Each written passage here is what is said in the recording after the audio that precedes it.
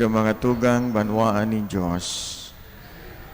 Yaon na po kita sa ika-15 Domingo sa ordinaryong panahon. Ang Ebanghelyo ta po ngunyan manunungod sa pagtanom, pagsabwag. Kang panahon ni Kristo, ang pagtatanom patiprak, tiprak, no? Kita ngunyan itong usad-usad na pag nagtatanom.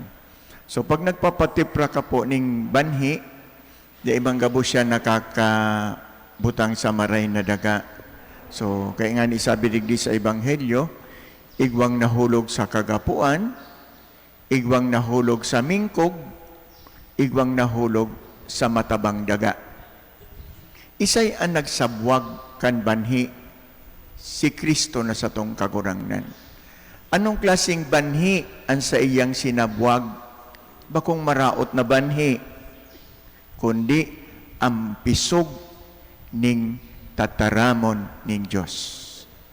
The seed of the Word of God. Gabos kita, sinabwagan kambanhi na yan ni Kristo na sa tuyang kagurangnan.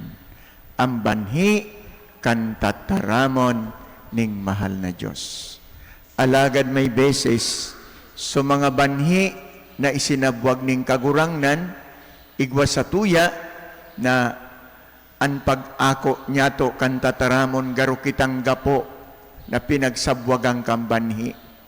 So, mayo ning maray na daga, kadikit na mga pagsubok sa buhay, kadikit na mga problema, kadikit na kasakitan, habo na kita.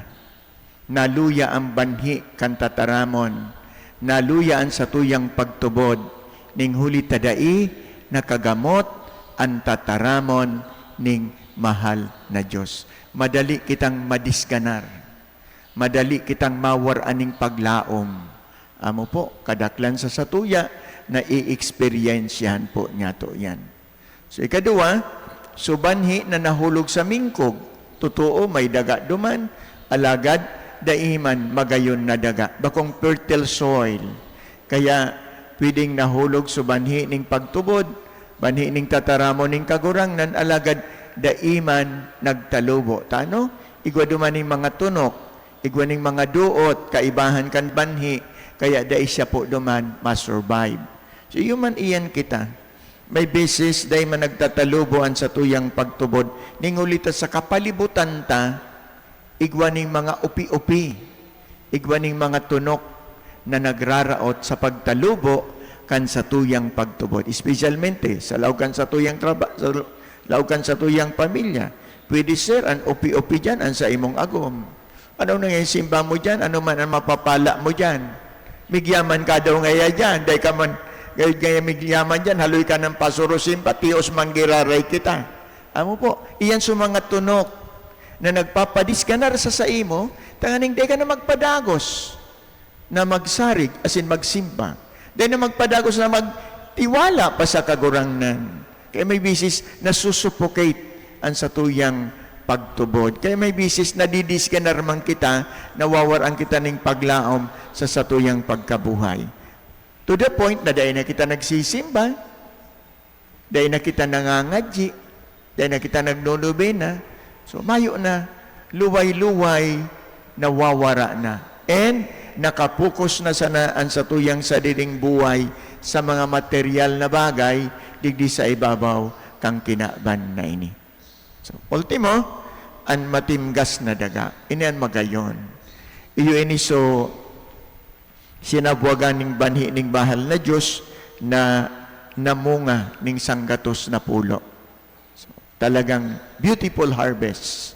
Tuono, because nakatugmad sa matimgas na daga ang sa iyang natamnan. So, probably, pinagpapatubigan, pinaglagan ng fertilizer, ipigahali sa mga opi-opi, sa mga duot, and then, pigtatawan panahon kang kagsadiri.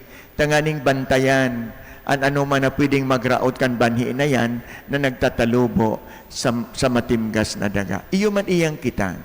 Dapat, ang banhi na tinanom sa satuya ng Diyos, dapat atamanon ta. We have to water it out. Bubuhon ta ng tubig.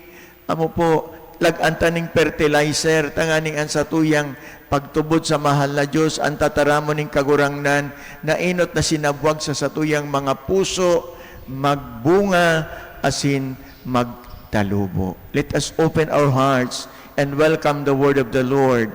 Tanganing magtalubo ang banhi ning tataramon ning kagurangnan sa satuyang pagkabuhay.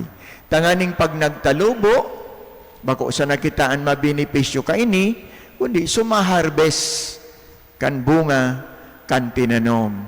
Iyo man ang manginginabang kan mga banhing tinanom ni Kristo na satuyang kagurangnan.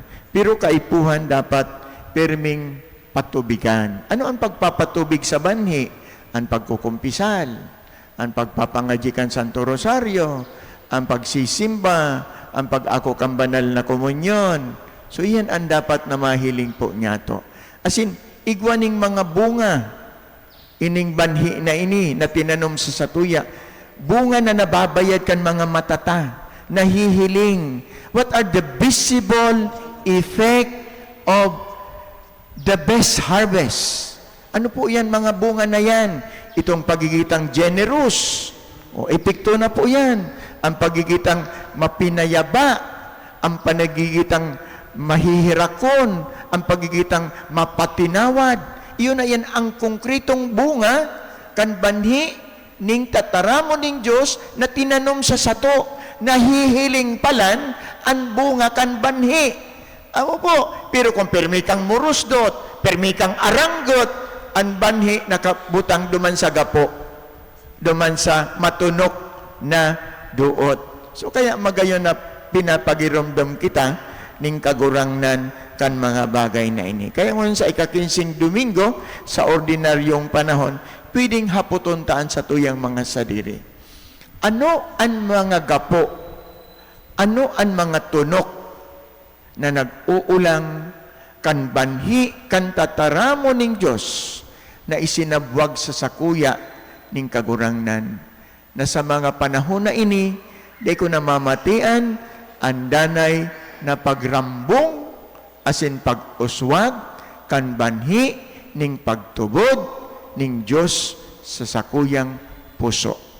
Ang banhi kan tataramon na yan, dai nagbubunga. Kaya hilingon taan sa tuyang mga sadiri, may mga bunga na daw ang mga banhi na yan ning tataramon ning Diyos sa satuyang pagkabuhay.